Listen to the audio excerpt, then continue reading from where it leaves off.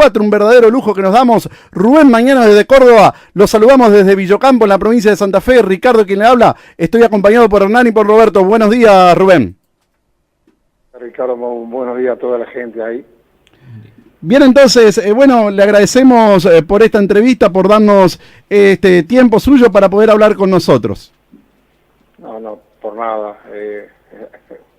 Mientras se hable de básquetbol, encantado, ¿no? Bien, entonces, hablando de básquetbol, bueno, usted, la idea de esta entrevista es poder hablar de su trayectoria deportiva, pero también de actualidad en básquetbol. Usted es profesor de educación física, ¿es así? Así es. Un poco yo inicio, e incluso en el tema básquetbol, y me decido por esta profesión, ¿no?, de entrenador, un poco debido a la educación física. A través de la educación física y un variable, un agente de la educación física, como es el deporte, en este caso el básquetbol, el que me permitió acceder y probablemente me fue abriendo puertas para finalmente terminar siendo entrenador. Así. Y bueno, y en los 90 le tocó dirigir ni más ni menos que al Atenas multicampeón. ¿Qué recuerda de aquellas épocas? Y son momentos, creo que han sido momentos determinantes en mi carrera. Son momentos de quiebre, para bien o para mal, en este caso muy afortunado, porque el primer año que me toca dirigir la Liga Nacional, el equipo sale campeón. Y digo un afortunado porque pusieron en mis manos un tremendo equipo, en ese momento Atenas, donde un poco el sello era campeón o campeón, y eso era para un principiante o para un debutante, vamos a llamarlo así, era todo un desafío. Afortunadamente salió bien y creo que eso fue, por eso te decía que fue un momento de quiebre en mi carrera, un momento importante de mi carrera. No determinante, pero sí muy importante. ¿Y cuál fue la importancia de Marcelo Milanesio en todos esos logros? En porcentual, sería muy egoísta darle un porcentual exclusivo a Marcelo, porque egoísta digo desde el punto de vista, me estaría olvidando de muchos otros jugadores, pero no solamente en los logros, sino lo que hoy, todavía hoy significa Milanesio para hacer.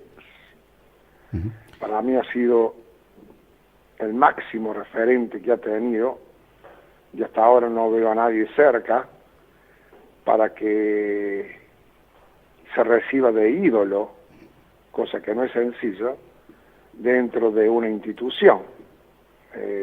Tenemos que acordar de que él fue el único equipo que jugó, y se retiró en Atenas de Córdoba. Así es, sí. Con todos los logros, con todos los torneos, incluso internacionales, o sea, un ídolo. En Córdoba hoy sigue siendo un ídolo. Y Córdoba está dividido a nivel futbolístico por Talleres, Belgrano, Instituto, Racing, pero a nivel basquetbolístico como que Atenas como que reúne, como aúna todo eso, ¿o no es así? Y ya no es tanto así porque afortunadamente digo, porque siempre la competencia en alguna ciudad grande como Córdoba le viene muy bien al básquetbol.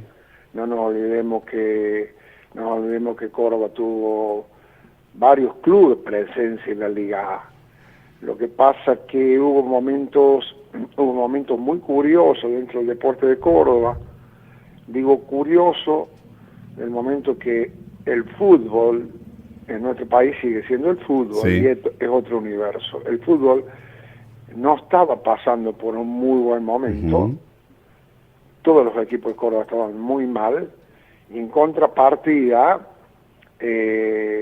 Atenas venía logrando todo, y eso es lo que hizo que Atenas fuese un verdadero referente del deporte, no solo de la ciudad, sino de la provincia. Recuerdo de que toda la provincia era hincha de Atenas. Incluso muchas provincias, sobre todo del norte del país, estaban muy ligadas con Atenas.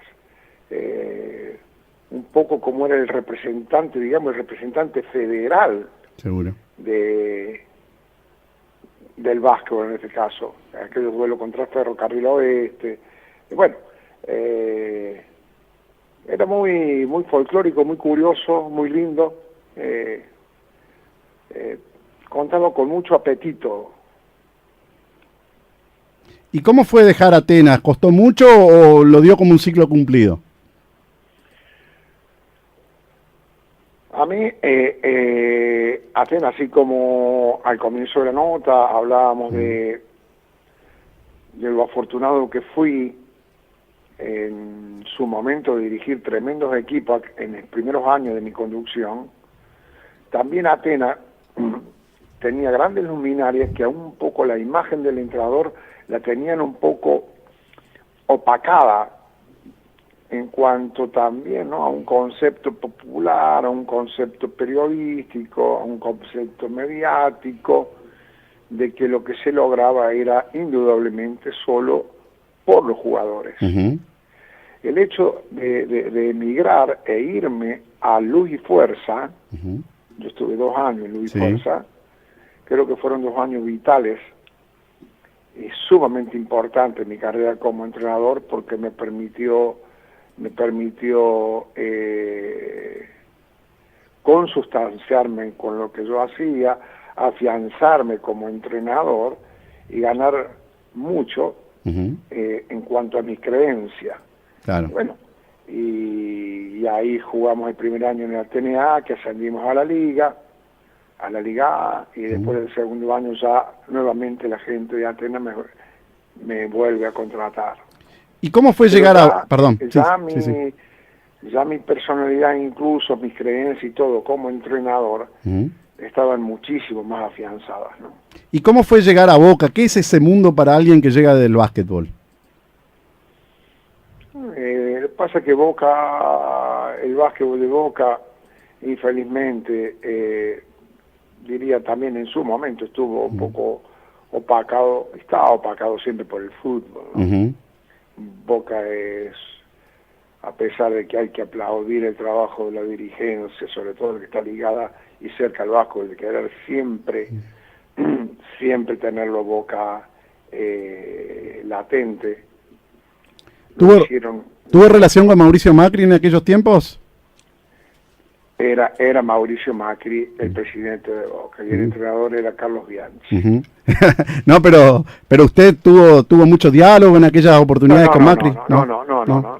Por eso te digo que el básquetbol es para colmo, Boca venía de hacer grandísimas inversiones en básquetbol, y cuando voy yo un poco dejan de lado un poquito ese caudal de inversión para armar equipos un poquito de muchísimo menos presupuesto, darle una importancia media nada más, a lo que hasta ese momento había sido una importancia sumamente interesante lo que estaba haciendo Boca. Es para tomar una referencia en el tiempo, es aquella importante final que hubo Boca-Atenas, donde Atenas gana 4-0 la serie. Coincidió con la final de la Libertadores, me acuerdo. Yo en fútbol no tengo mucha referencia de eso, la verdad que no me acuerdo de eso. Y en el 2001, cuando llega a la selección argentina, si bien en el 98 ya algo se había avisorado, ¿se imaginó todo lo que vendría después? No, fue en el 2000. En el 2000. En el 2000, julio, más o menos julio del 2000. No, indudablemente que uno no tiene claro qué es lo que puede llegar a pasar. Lo que sí uno tiene claro de cuáles son los elementos que va a utilizar para tratar de hacer mejor las cosas y que el equipo tenga la mejor performance posible. Pero decir, si yo era consciente de que sí iba a lograr eso, sería medio medio tonto de parte hablar de esa manera porque uno no sabe eso. Mi opinión es que, o por lo menos personal, de haber visto esos equipos del 2001, 2002, 2004, es que el nivel con el que llegó la selección argentina en Indianápolis 2002 y mucho más aún en el premundial de 2001 en Neuquén, a mi juicio fue superior incluso que el de los Juegos Olímpicos del 2004. ¿Usted coincide en esa apreciación? Sí, sí, totalmente. La calidad de juego que tuvo el equipo en el Mundial de Indianápolis, creo que lo supera al equipo que jugó el Juego Olímpico. ¿Y cuánto tiempo le costó asimilar esa final perdida, donde Argentina lo fue manejando casi todo el partido y donde hubo una injusticia arbitral muy evidente? El deporte no te da tanto tiempo, o no te lo tenés que permitir ese tiempo para caer en lamentos de cosas que de pronto te pueden llegar a golpear duro. Yo digo que ese tiempo, en vez de utilizarlo en lamentarse, tratar de buscar los medios para salir a ganar nuevamente. Tanto así en la victoria como en la derrota. Son cosas muy efímeras, si bien es cierto que muchas veces golpea mucho más la derrota que la victoria. Seguro. En relación hablo, ¿no? En relación. Incluso por el mismo, se me ocurre ahora, por el mismo ser argentino, nos gusta mucho más lamentarnos siempre. Pero esa derrota creo que a nosotros nos permitió abrir los ojos, tener la certeza de que íbamos a empezar seguramente, como se hizo, a declarar y demostrar con actitudes de que íbamos a ir por una medalla al Juego Olímpico. Sí. Y justamente el primer rival en ese Juego Olímpico fue Yugoslavia. Ustedes lo tomaron como una especie de revancha, imagino. Y sí, así es. Estuvimos un poco incubando por 2 años esa derrota en la final. Y ganar de la manera que se ganó realmente fue un bálsamo. El doble de Manuel Ginóbili sobre la hora, me imagino que fue el momento más emotivo de su carrera como entrenador. No. Lo más emotivo de mi carrera fue cuando vi cómo se izaba la bandera argentina en los Juegos Olímpicos. Cuando estaba arriba de la de Italia y la de Estados Unidos. Así es. Pero eso hasta hoy ha sido un poco lo máximo que me han tocado. Me han tocado vivir y no quiero ser egoísta, pero mi sensación fue una sensación, diría, extrema, de ver la bandera como estaba por encima de Italia y Estados Unidos. Recuerdo que en ese Juego Olímpico a Argentina le costó mucho todos los partidos, un partido, recuerdo, muy duro contra Sudáfrica, donde lo va perdiendo en casi todo el juego, y quizás el más complejo o el más difícil por la remontada fue el que jugaron frente a Grecia por cuarto de final, ¿es así? El juego más complicado que tuvimos fue contra Grecia, indudablemente. Fue el juego que más trabas nos pusieron. Parece que el equipo griego es un muy buen equipo griego, jugando en su casa. Grecia se tornaba en un equipo sumamente difícil. Pero bueno, afortunadamente el equipo encontró los medios para salir de esa situación y quedarse con el juego en las manos, ¿no? Cuando en Barcelona 92 apareció el famoso Dream Team, donde jugaban Michael Jordan, Magic Johnson, que después se fue renovando con los años, daba la sensación ese equipo de ser imbatible, de que no iba a perder nunca. Argentina se animó a ganarle y en su territorio en 2002. ¿Qué recuerda de todo ello? ¿Fue una sorpresa para usted? ¿Lo esperaba? ¿No fue tan sorpresivo? Hablar de sorpresa es cuando uno no, creo. Una sorpresa es cuando uno no se prepara para una determinada cosa. Bien. Que algo te sorprenda. Pero coincidimos que fue un batacazo. Ahora, o sea, a ver, el tema pasa por el grado de dificultad que tiene un rival o una cosa que vas por hacer. Esto estaba clarísimo, que el grado de dificultad era máxima. Pero no por eso nosotros íbamos a dejar, hablo desde el cuerpo técnico hacia los jugadores, no íbamos a dejar de trabajar como lo veníamos, no íbamos a dejar de respetar como lo veníamos haciendo al equipo que fuese, en este caso Estados Unidos. Se trabajó, se hizo un scouting, se intentó motivar, bueno, todo lo que se hacía contra el próximo rival. Había muy poca credibilidad, muy poca credibilidad que Argentina le pudiese ganar a Estados Unidos. Pero bueno, afortunadamente tiramos toda esa creencia por tierra y nos quedamos con esa importantísima parte, un hito histórico, ¿no? Y en semifinal en 2004 daba la sensación de que el secreto de ese equipo estaba en la concentración. Se vio un equipo muy concentrado en todo momento de Argentina. Esa fue una de las variables que tuvo este equipo en todo su proceso. El grado de focalización, de concentración, de intensidad, de dinámica, de agresividad, de coraje, fueron elementos que mantuvieron prácticamente en toda la secuencia. Y aquella final con Italia, viéndolo por televisión, como fue mi caso, daba la sensación que en todo momento Argentina lo tuvo controlado al partido, que no se le iba a escapar de ninguna manera, teniendo el antecedente en la memoria de lo que había pasado con Yugoslavia 2 años antes.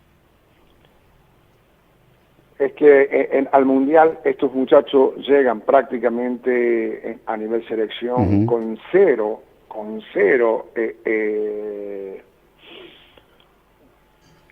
histórico, un historial cero, digamos, en relación a este tipo de partidos.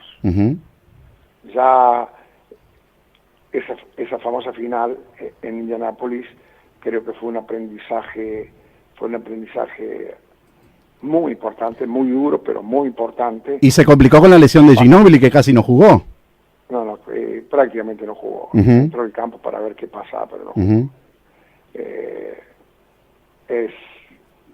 Te decía, es un aprendizaje que nos marcó a fuego, como para que sucedía una próxima vez no nos pasara, ¿no? Y creo que también eso no la experiencia no se compra. La experiencia se vive y se saca un capital de ella, ganando o perdiendo. En este caso nos tocó perder en Indianápolis, pero el equipo entró muy mentalizado de que esta chance no la podemos dejar escapar. Y daba la sensación de que Italia lo dominó todo el tiempo, pero también lo manejó psicológicamente al partido. ¿En cuánto influye esto en el básquetbol? Pasa que cuando un equipo ve a un equipo jugar, como te decía recién, algunas variables, con la intensidad, con el altruismo, con la solidaridad, se complica. Aparte porque muchos de nuestros jugadores, no te voy a decir todo porque no es todo, pero muchos, conocían perfectamente por haber jugado muchísimos años contra estos jugadores. Así es. O sea, también había una especie de conocimiento de los pros y los contras, que eso también son experiencias positivas. ¿Y por qué decidió no seguir luego de la consagración en la medalla de oro? No es que yo yo seguí. Siguió un tiempo más, sí. No, yo seguí, pero porque yo termina mi contrato en Atenas, terminaba en agosto, creo, mi contrato, y se renueva el contrato, pero con cláusulas, ahora sí, cláusulas de rescisión, por alguna posibilidad en el básquetbol europeo, sobre todo, ¿no?